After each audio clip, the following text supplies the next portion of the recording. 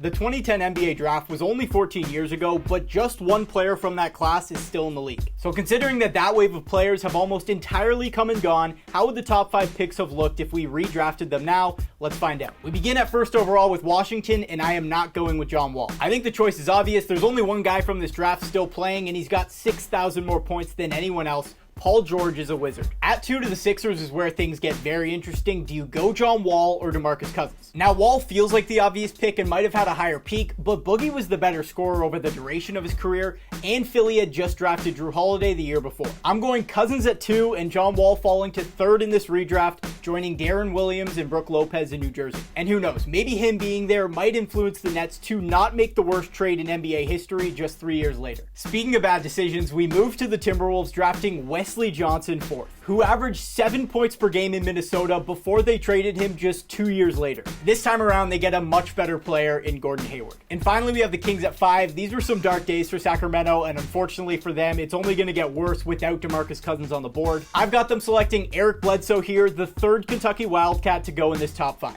Did I get it right?